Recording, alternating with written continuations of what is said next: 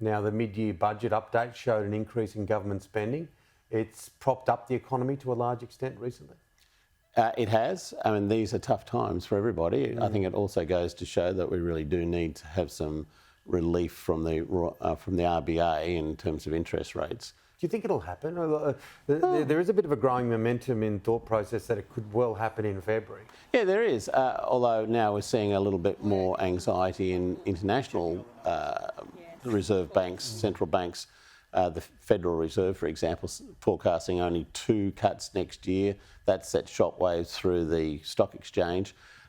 I'm still to be convinced that the RBA is going to go down the path of cutting interest rates. I think they should.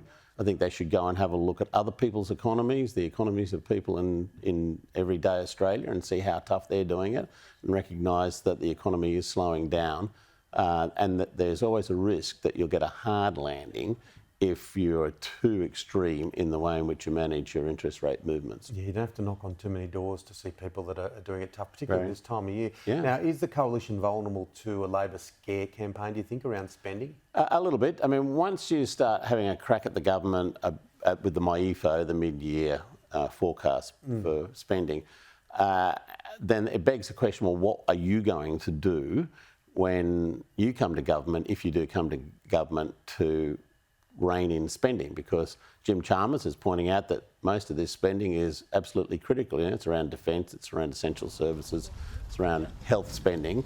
And of course, Peter Dutton's got a bit of a record for wanting to change arrangements around Medicare in the past. And that's a problem that he's got as a remind campaign that Labor can run at any time, from when Dutton was the health minister and wanted to introduce a $7 payment for people going to bulk billing doctors. Not a well-received proposal back in the day, and it was put down pretty quickly, but it opens him up to those sorts of attacks. So if you are in opposition and you're going to have a go at the government about its spending record, you've got to then show where you're going to make the cuts.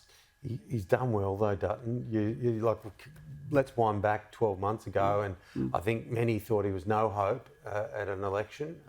Yeah, he's right in this. This is a head bobber. This is a really tough election for the government. No one should be in any doubt about that. But when it comes to the pointy end, as we're approaching now, we're seeing it with the nuclear debate. Suddenly, you put forward your policies, and if they've got a few holes in them, people start coming after them and poking their fingers into those holes and saying, well, you know, how's this going to play out? What are you going to do? And you can't just keep pretending that it's not something for you to answer. You have to answer. You have to do press conferences to the full press gallery. You can't do them in regional Australia or 15 minutes before question time, as he's been doing. You actually got to get out there and start answering for it. So I think we will see a lot more of a contest in the coming days between the government, which has been on the back foot for a long time now, mainly over cost of living issues, over which they've got very little control, and the opposition, who now have to account for the policies that they're putting forward. I think nuclear is proving to be a bigger issue for them than they thought it would be. Yeah, we'll watch that space with interest. Now, foreign policy, Donald Trump issued a blunt warning to Hamas recently. Now we see hopes of a truce, possibly before the new year. Are the two things linked? Look, even if they're not, he'll say they are, if it comes about, and that's the nature of politics in the United States today. I think it's a much more complex issue than that. I mean, there's huge instability in the Middle East now, made even more unstable by the change of regime in Syria and the jockeying that's going to go on now amongst the countries surrounding Syria, you know, particularly Iran and Turkey to the other side. And that's going to make a bigger difference, I think, to the nature of politics in the Middle East. We are getting into a very, very unstable phase again. And of course, if there was a major escalation of war, that would mean oil supplies had closed down or be severely restricted.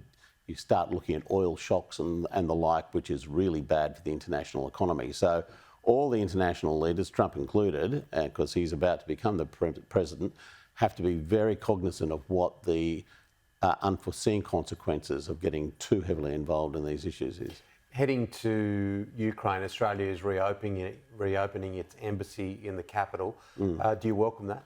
Yeah, I do. I think I would have liked to have seen it happen earlier, to be honest with you. I think a lot of other nations were opening up their embassies some time ago, but Australia took a very cautious view, fair enough.